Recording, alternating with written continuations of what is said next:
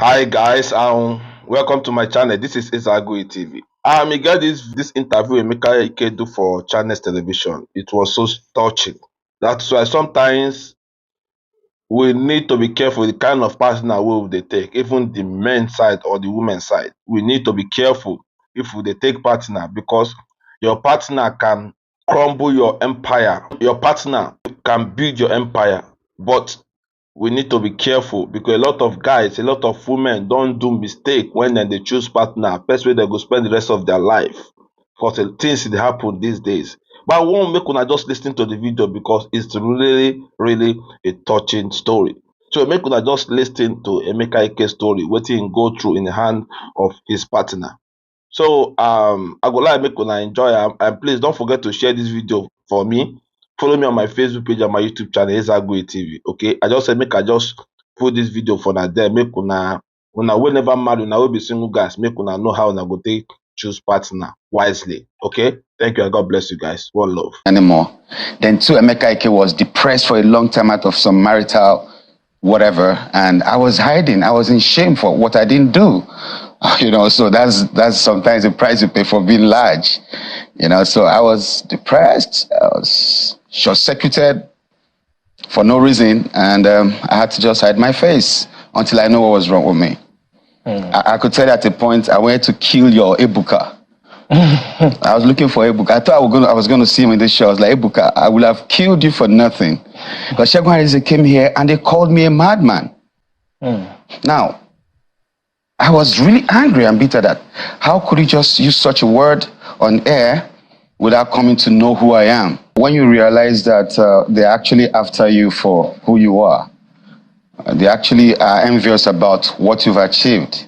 So you're gonna ask yourself, what do I do next? Then what came to my head was, keep your head up. And I just kept doing the things that I needed to do properly and the things I need to do. I just kept working on myself, kept investing. Like that year was after African Magic in court or whatever. I'm no more after them right now because I actually own my own TV channel right now. I own Nollywood TV on Star Times, Channel 62. So it's all about reinventing yourself, making sure you make the best of the negatives and the stones thrown at you to build the pillars that will fortify your next rise. Yeah, it's difficult to clarify yourself because the same people that are bullying you on the internet, they are still there. They're going to say, whatever you say, they were like, no, don't mind him. He's still missing her. Why? Go ahead, move on. They just make you feel like, what's going on? And if you are not prepared to handle it, you'll be crushed. Okay? My secondary school, St. Nicholas College on CMD Road, Magodo, was shut down. Over $480 million naira investment. That year, 480 million naira investment was shut down, and all I had was constant battery. And I was always saying, look, I don't beat this lady. What's going on? I went on air. I was like, come on, I never did. Babe, what's going on? They say I beat you. Do I? No, but you're a star, they can always manipulate things and all that. So I was gullible until I discovered that she was actually the one behind this whole thing. Some ladies are too desperate for marriage lately. And she actually told me one time that I'm not the marriage type. I didn't understand it. So the young men needs to know that there are plenty of ladies that are not the marriage type lately. And they're the ones that get you and I first. The good ones don't show the things, the signs that you want to go to a party with a girl. But these ladies show you everything you want to see. And then when you get into it, that's a luck. So it was depressing to find out that the person you were actually confiding in knows that men were coming to your house and was making calls with them and arranging and discussing this thing. And the resolution was, okay, after it all, blackmail him. I was busy grouping with the blackmail. I didn't know it was much more than that. So it was crazy. My school was shut down. Students were told, go home. This school is shut down. This marriage is shut down. On the same day, I was on air heading for a movie shoot in America. They already knew I was traveling. They were planning it. So I had to do I was directing a movie, and I was going to act in one of the movies. So 2 movies for J&J Pictures in Maryland. So they knew I was going to be away for a while. So they took their time to plan. So I was on air when she rang the bell, and all the students came out and said, look, I'm shutting down this school right now. You all have to go tell your parents, put you in another school. I wasn't waiting for it. I came back home to nothing. My property, my house has been moved. Everything in there, because my house is in Ogudu GRA, where I built my own house, but I was staying close to St. Nicholas College in Magodo, because if a student needs attention, I should be able to wake up 2 a.m., 3 a.m. to attend to it and do what I got to do. So they had moved all the properties I have in Lagos. I lost plenty of them, like 80% of my lands, because it was just the bag I traveled to America with that I had just with me. So the documents for those lands were taken? People are bidding on my property, and I'm looking at it and I feel like killing myself because I can't defend what you don't have evidence to. So it was a planned thing. So the evidence was taken? There's no evidence because you came back, they've moved your load out of the house and you can't see any piece, nothing. Your wristwatches, your awards, your pictures with presidents, everything I got as Emeka Ike was gone. It was just that box I went to America with. So connecting with Malaika was very, very easy for me because you go through a lot of resilience, bottled up emotions, anger, confusion, misconstrued truths, making you feel manipulation, and you never know where it's coming from. Sometimes you want to please this person for the other person, but you don't even know that she's actually manipulating you. So I feel sorry for young men like you, especially. I don't know if you're married.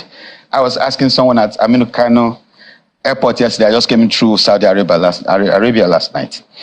I'm like, I'm sorry for the young men like you that are not married. Because the narrative out there is that it's all about the money. And when they come, they don't like you for nothing. You're just a blackmail issue. And you must be popular, you must be rich, you must be a very strong banker, a successful man, to be a woman beater. No carpenter is a woman beater on the social space. No bricklayer is a woman beater on the social space. You have to be successful. And there are people like Iyabo Ojo that are there to back them up and say, hey, yes, yes, yes, Kilode, Kilode. Now, your experience as Iyabo Ojo might not be the same thing with that lady, because that could be a criminal. Anybody who interacts with assassins, gunmen, is a criminal, male or female. So we need to understand that the social space is polluted in Nigeria. I'm a resident in Germany. My family also lives in Nuremberg. You don't put everything out there. You just don't go on air and post anything. So when I hear people say, it's my right, your right to abuse me, to give me a wrong image, and sorry is all I get for it, somebody needs to regulate our social space. If it was deliberate, there's no apology coming because there's a lot to cover for. Man, I was haunted like a rabbit. Gunmen were coming to my house, marksmen. Go to Magodo police post. You see my statements. Marksmen were in my house this afternoon. Oh, 6 men came to my house the other night. Oh, some men came with gun. Not jokes. Then I was after Segun Arinze because then as a human rights activist, I felt, well, they're coming for me because I'm fighting against them. It was a whole lot of manipulation. Have you gotten your school back? How can you get a school back? What's his name? The Minister of Aviation now. What's his name? That lawyer. Festus Keyamo. Festus Keyamo was to be my lawyer then. He was my lawyer before I became a government man. When he saw the damage, he said, bro, let me know use that word, and move on. Leave the school. It's messed up. Because this is a moral institution where you can be criticized or for being anything corrupt. Parents will pull their kids out. Where you can be maligned or anything being said about bad misbehavior, bad character, whatever shouldn't be mentioned around you as, So I couldn't save the school because parents were already pulling their kids out when the proprietors woke up on the same day I was on air. She sent the Prado Jeep that took me to the airport. And the driver came back. She asked, where is he? He said, our guy is on air. I said, okay, get me the assembly bell. And the students gathered and said, I'm shutting down. Get your parents to put you in another school. And it was like a burial scene. Teachers were crying because they don't know where to get the next job. Students were crying because they're going to miss their friends. They didn't plan for it. They weren't expecting it. So it was so much of confusion. Then all I got was constant battery. Constant battery. I'm like, what? Kids, do I beat your mother? No, daddy. I built for you in Lagos. It wasn't nothing. Alawade, I built for her mother. In Isoko, 3-bedroom, I built. I trained you in school. I was in Yabatech. My friends, some of them are deans of faculty in Unilag and so many universities. I just took her there, give her admission. And I changed her life. Made her a teacher. Put her into school part-time. They said, this one is pregnant too. You don't feel like jam. I said, okay, that's why we're here. Drive any car you want. The Prado, the Touareg, any of the Infinity, any car you want, just have fun. You're a big man's wife. And that's all I got for it. Because I was investing on someone who wasn't investing in me. So you just keep loving, but you don't know if you're really loved in return. So that's a mistake we make as young people. We have found, I'm a Motiru babe, sweet babe, man. It's about getting the girl. But if not talked about your security, does she like you? You know, so that's just it. So no apologies. She's hiding, running up and down. She saw my post last week. I was like, okay, fine. Someone said it was I saw a post last week. He said, Emeka Ike is having fun now after his ex with a new South African wife and that and that and that. After he divorced us. I didn't divorce her. I went to make my claim. I didn't divorce. She went to divorce herself. She said, Governor, George, please divorce me. I have to go. I said, Kilo Day, where are you going? I was on my knees. Felix Duke was on his knees. My sisters were on their knees in court. The people that came with her to court were on their knees. Are you okay? What's wrong with you? We didn't understand what was going on in her psychology. But she was so restless. And if you read that, I was always saying she looks blackmailed. So when you're a lady and you're dealing with gunmen, it gets to a point when they take over from you. So you feel like it's not entirely her fault? She was being controlled.